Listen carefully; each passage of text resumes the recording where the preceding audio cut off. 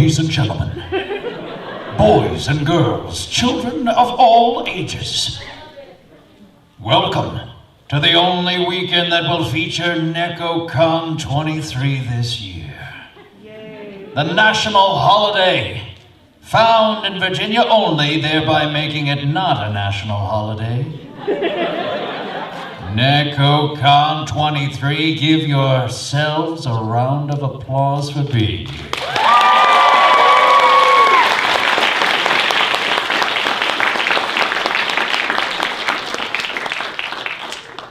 And congratulations on almost being close to Christmas, as your stores already have Christmas candy out. Very impressive. You're welcome. It is kind of crazy because we went to the store back home, Mrs. H and I, looking for Halloween candy on the day of Halloween. Now you would think on paper, looking for Halloween candy on Halloween would be something that would be easy to find. Nope. No, too late. Yeah. What we found in its place was Christmas candy. I mean, Thanksgiving sitting there like, bro, I'm right here. Nope, you get turkey. You don't get candy. Thank you all for being here, and thank you for your patience if you were in the autograph line a little bit earlier. A little bit earlier there by being the past 4 hours. Thank you for being here. It is a journey, and I wanted to make sure that everyone that was there was seen, felt seen, and we got to chat a little. So it does take a little bit longer.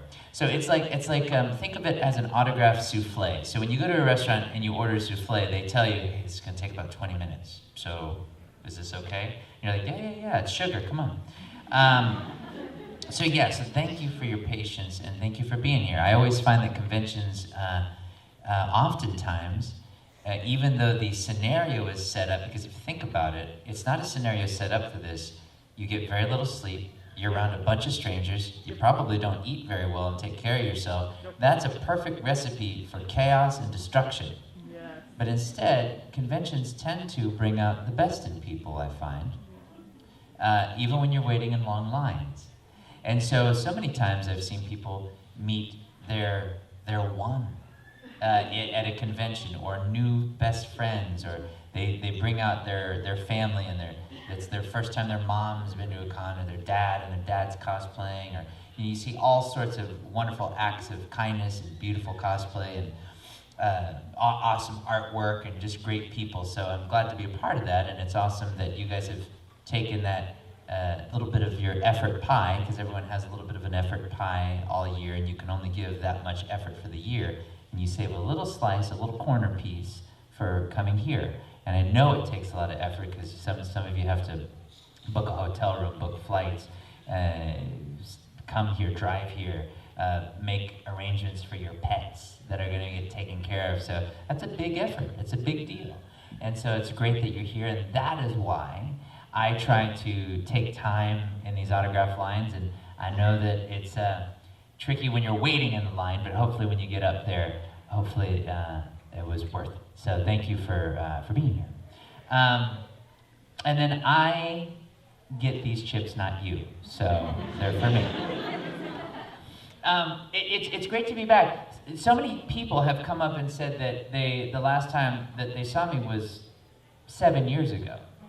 7 years ago. I can't even remember time moves so fast, everything moves so fast. There's so many things you watch, so many things you stream, so many things you read, so much information that we get inundated with every single day, every minute, that 7 years ago, you could tell me 10, 15, 20, 30 years ago, it'd be the same feeling of, wow, that was a long time ago. But it was, and conventions are coming back, and how many people, this is your first convention since 2019? Yep. Right on, yeah, we're doing it, and it's a very familiar feeling.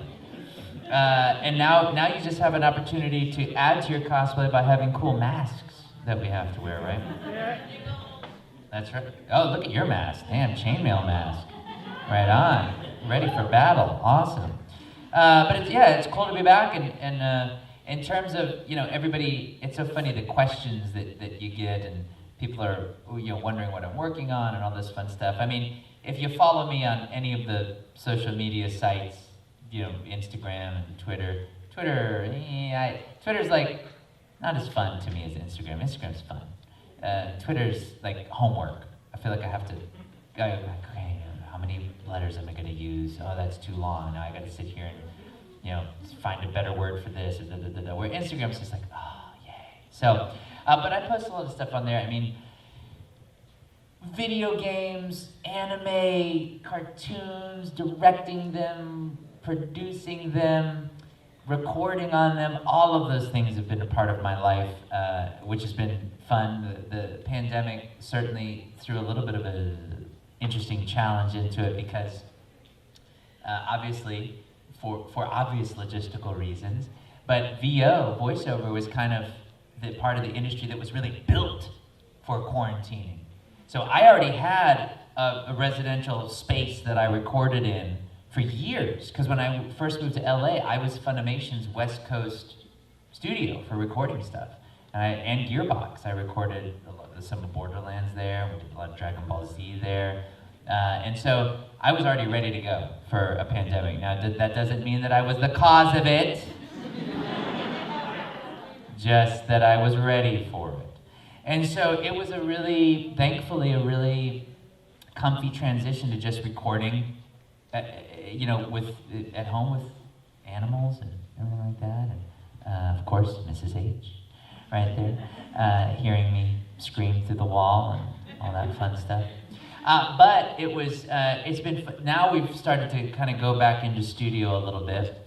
It's been interesting working on projects like that sometimes record at home, sometimes record in person. When I worked on Destiny 2, within that time period, I recorded it remotely, all remotely. The CG videos that we would record the picture, we did it remotely. We've really gotten the system down nicely.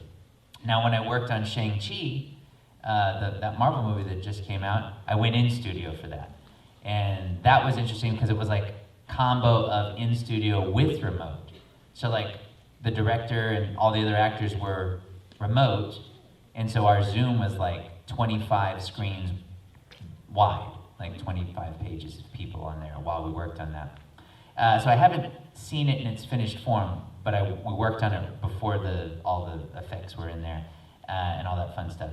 And so it's been nice to have this combo of both worlds of still trying to get anime out to everybody. And in fact, actually, you know what? This reminds me, I need to get this out here right now because y'all made me think of it. I think of it because it's my brain, but you all inspired it. There is a picture that I'm going to post on Twitter right now that this is the first time it's going to be seen. Let me find it. There it is. Let me see. Yep. Let me just fix a few things because it is proprietary information. Give me a second. Actually, you know what? While I'm doing that, I'm going to play some Twitter pause music because I'm going to pause talking for a second so I can post this on the tweets so you can hear it. Let me see. What's a new... Okay, here we go.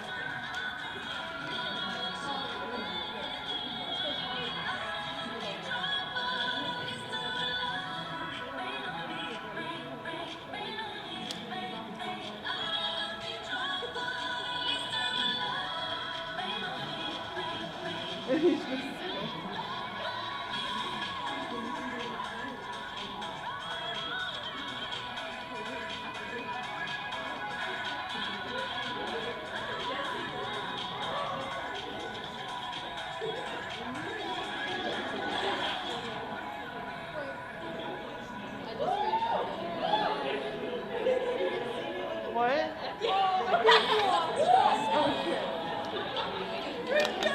No, let me see. Wait, you got the picture up? I'm right in front. Oh, hell. He's taking pictures. He's taking pictures. At least your hair looks fabulous. All y'all's hair looks fabulous.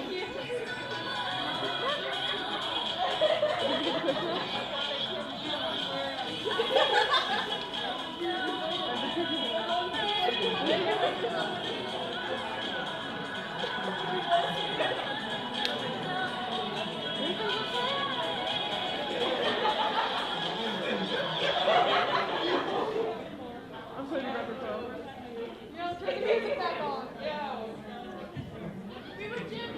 Okay, sorry, my next tweet song. Hold on, let me think about this. How about, let's see what the next tweet song will be. Oh, I mean, come on. This is, here we go.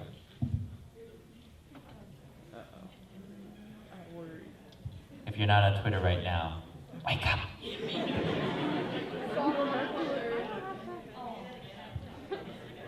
For those of you that are literally sitting there with a phone in your pocket and say, I'm not on Twitter. Oh, no, not this song. No.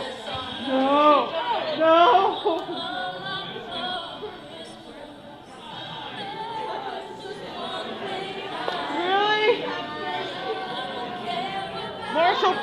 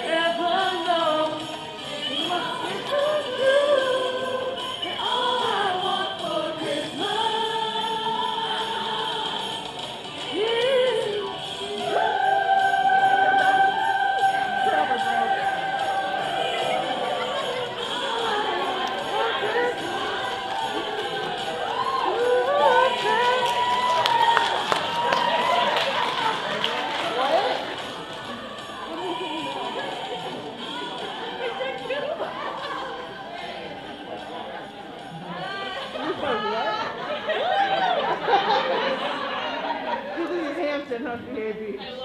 We'll jump back to Twitter in a moment. Okay.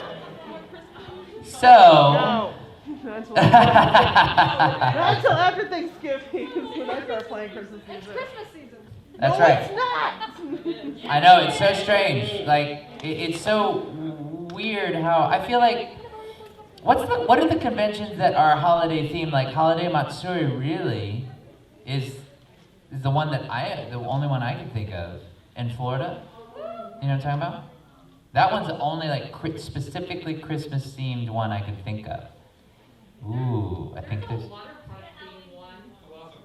Colossal Con. That's a water park day, but like holiday. National Water Park Day. Let's see. Hold on. There might be a day for it.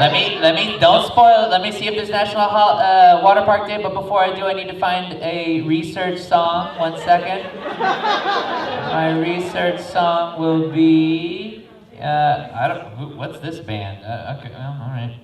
Oh wait, no, that's got a big E next to it. 1 second. I don't know. We'll put that on, and I'm gonna do some research. Last Neko was Halloween themed. That's right, it was. Because it was at Halloween weekend. It was Halloween weekend.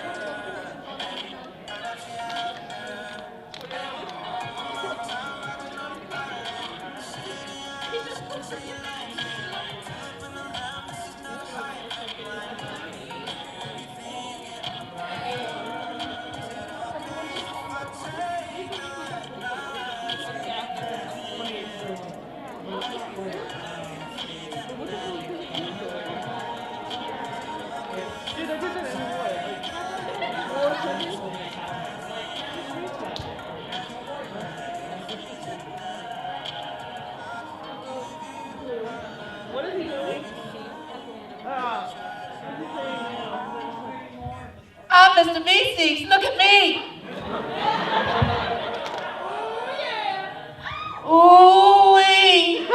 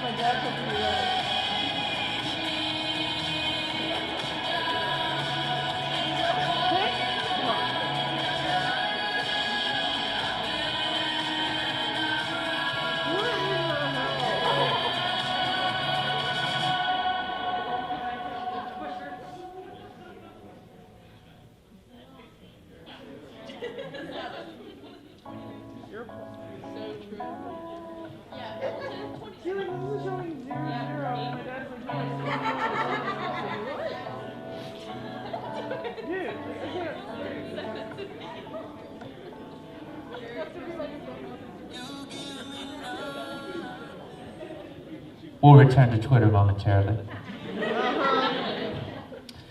Does anyone have any questions that I can answer that are burning a hole in your brain to the point where your doctor said, you better get this question answered or it's going to kill you? I saw your hand first. Good to see you. I'm not sure if you have any information about it, but if you do and you could provide some, it'd be great. I'm aware that you guys have been working on the final season of Fairy Tale. Do you have any idea, like if anyone told you when they might release? Oh, okay. Well, this is a good opportunity. So when they announced it, I'll tell you when I found out. What con were we at? Nekocon? We were at Nekocon when I found out that it was being done. So I was in line and someone came up to me and said, hey, you know they're doing a 100-year quest. And I slapped the shit out of them and I said, what? And then I looked it up and they were right. And then I said, okay, you slap me now. But that's as far as I know. See, the thing is, with any medium, like with, well, that's not necessarily true.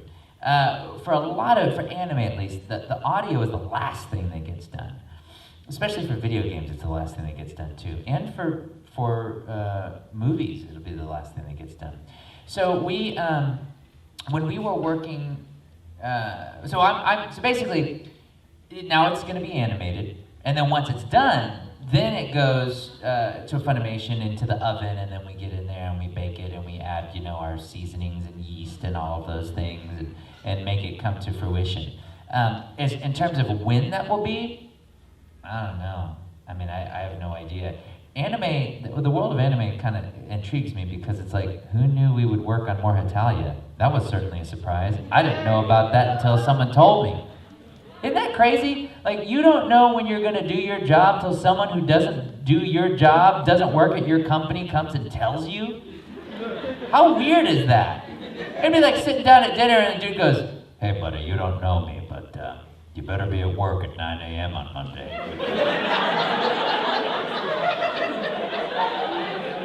All right. That's how we find this stuff out. It's crazy. And then it's like people ask me like, were you in this thing? Were you? I don't. Because like they code name so many things.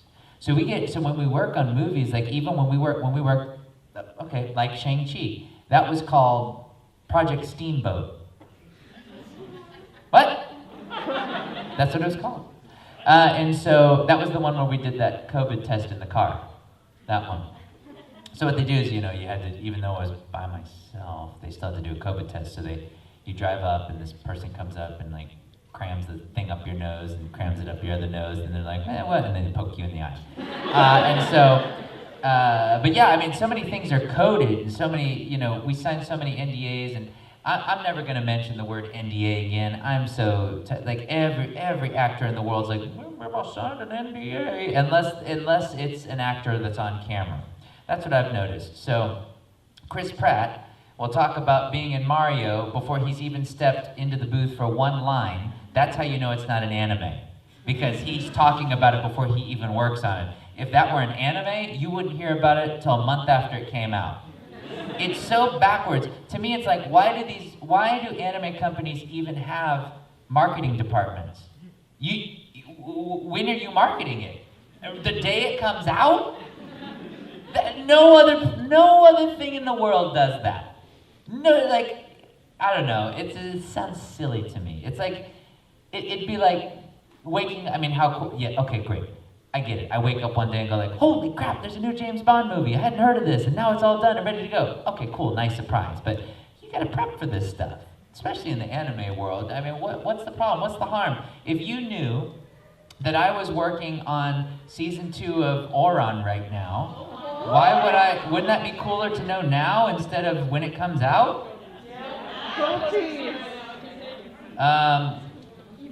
I'm not though. But if I were, I couldn't tell you until it comes out. No, we're not working on it. I go back to my hotel room, there's an anime character in the corner and they go, Hello, Mr. Haberkorn.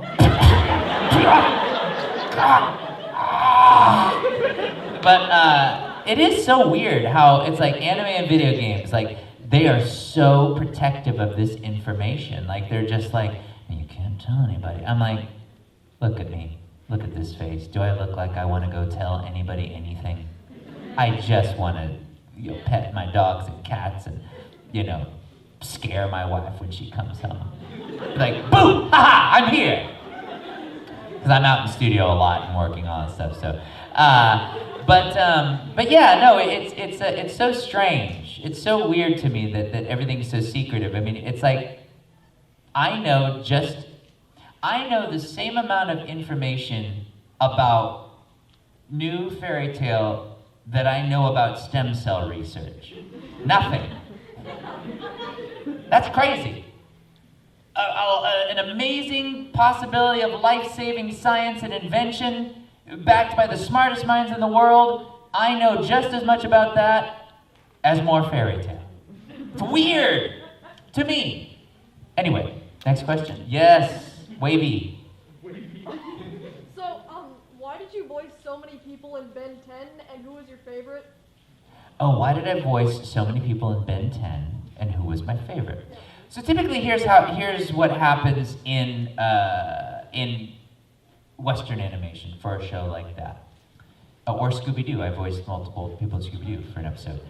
With Ben 10, so when you come in, they kind of have a main cast of characters, actors that will be utilized throughout the whole season or the series because of just how SAG works and how tricky it is to get contracts done and signed and all that fun stuff. So it's better to utilize all those people to the maximum capacity for the production than constantly getting new people.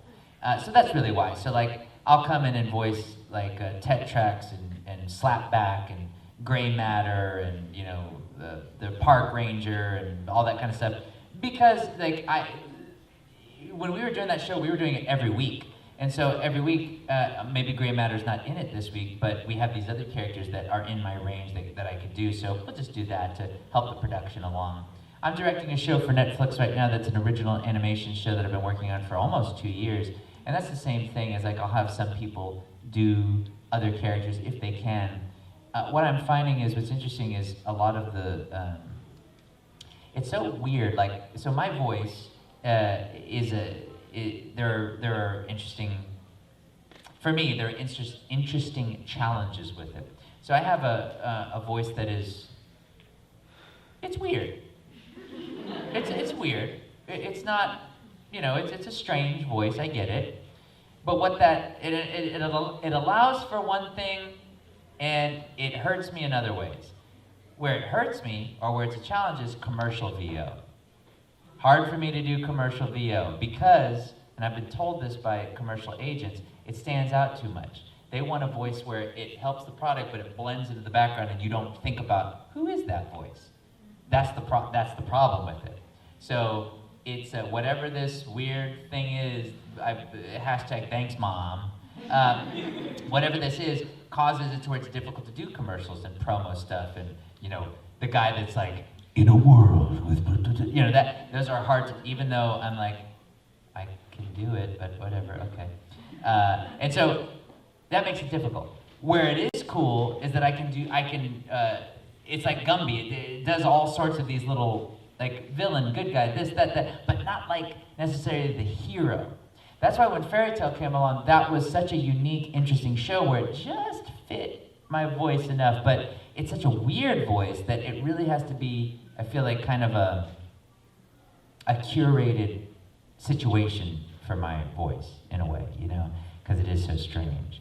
But I like playing all sorts of different roles because I wouldn't be necessarily cast as the role on camera, but in the VO world, I get to play around with all sorts of roles. And this goes back to what I was saying about knowing if I was in something or not.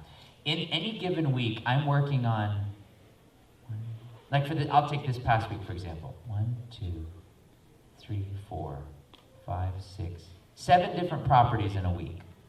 and I may revisit those. I may never see it again. I may go like, it's crazy. So being able to play in those realms is nice. But if you only watch anime, for example, you may think, well, you always play maybe this type of character. I mean, you know what I mean? Like maybe the kid that is afraid of girls until episode 23. I've played that character a lot for some reason. Like, I don't know. I mean, I like girls. I'm not afraid of them. But yeah. So there are archetypes in anime, and I just happen to play in those archetypes. But yeah, so it's good and bad. Whereas like someone like like Sabat, Chris Sabat. What roles does he usually play? Okay, you see? So he's got his strength. And so, I don't know, we just kind of try to cater to our strength. So that's why and also for me, the trade-off is because I can't do the typical hero, well, I'll fill in the gaps everywhere around that hero, and so hopefully that's where I fit. It's kind of just making the best of the situation in the sense that, I mean, I would love to, even all the roles that I've been so fortunate enough to do and all the years that I've worked in this business, there are still roles where I'm like, oh, I wish I could do that role, or like, I wish I could play Batman. I love Batman, but I know that my voice is not suited for Batman. Now, Terry McGinnis, Batman Beyond, now that's another story. But traditional Batman, that's not, I mean, I don't know, maybe I could. Joker. I'm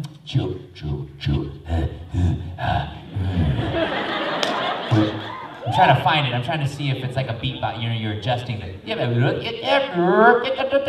Trying to adjust it. Where's Rachel? Right here. He must have friends. Why do you want to kill me? So it's a very specific Batman. But so that's why I voice so many different characters. Let's see, another question. Your hand shot up. Lust? There we go, Lust. Hi. So, out of all the characters that you played, who's your absolute favorite? Well, I mean, I feel like it's gotta be Natsu. I've played him for so many years, like that's gotta be my favorite. And the most impactful in my life. But I mean, Drifter, Destiny 2 was a lot of fun. And also Betelgeuse from ReZero. Betelgeuse Romani Conti. He was a lot of fun to do. He was crazy to do. I thought Oberon from Sword Art was going to be like the bee's knees in terms of evil. I was wrong. Oberon was cool, but Betelgeuse is crazier. He's the dude where it's like, when you get on an airplane and you're kind of sussing out who's going to be sitting around you. I see him sit next to me, I'll take the next flight. But there are so many characters. All the characters that I've voiced or returned to voice, it just depends on the situation. A lot of it in terms of whether or not it's my favorite, because quite honestly, you get to a point, and I don't think, but to have the real talk, I don't think a lot of voice actors would say this, but it is true. I mean, you do get to a point where you've done a number of things to where it's the experiences that stand out as your favorite as opposed to the voice. Because if you think about it, it's not necessarily the character that you love so much, it's the things around it.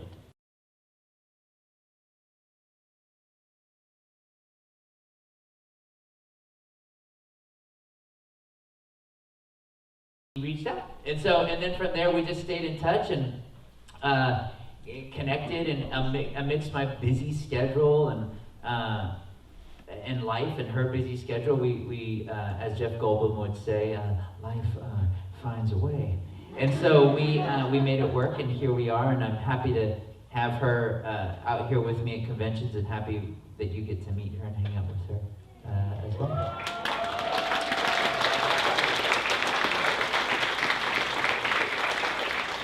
Don't talk shit on the San Francisco Giants around her, though. That, you will get in trouble. That's a Giants fan right there, through and through. Anyway, thank you so much for being here. I have to pass the mic over to my brother from another mother. Ladies and gentlemen, weighing in at 150 pounds of muscle, 7'5". He's killed 3 men today alone. Ladies and gentlemen, Johnny Youngboy!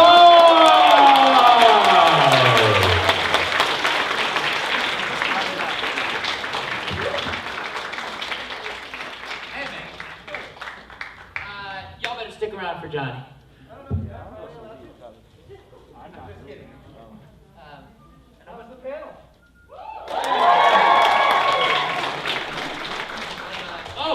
And also, just FYI, listen, I know that you can see, we're all about seeing exclusives and things like that, and seeing things that you can't see anywhere else. That's why you come to conventions, because guess what? Even though, how many people got stuff this weekend for people that didn't make it here? And how happy are they going to be when they get these items? Because you cannot get this any other weekend in November 2021 except this weekend, and then once it's done, that's it. That's why I do Christmas shopping here. You're reading my mind, yes! So, because we're part of a little exclusive club. We're part of a little family here, and continuing that tradition of finding little oddities, little cool things that you don't get to see anywhere else. I mean, right here, Johnny has put his heart and soul into this bad boy right here that he's going to talk to you about. And if you go to VoxRocketStudio.com, you're going to hear a lot about it. You're going to get to see it. And Johnny, obviously, as you know, not only does VO, not only does his own stunts in life, he also does things on camera. In fact, that's what he did before VO. And so he's returning to his on-camera roots, and I hope we get to work together in the future because he's such a gentleman, a scholar, an action hero, a good friend, a decent human being, and sometimes he makes time for sleeping. But he's really worked hard on this project and put his blood, literal sweat, and some tears, and every 500th copy has a set of little tears in it from him. But please give him your time and check this out if you get a set, for sure. All right, man. Well, enough about me. Give it up for Todd.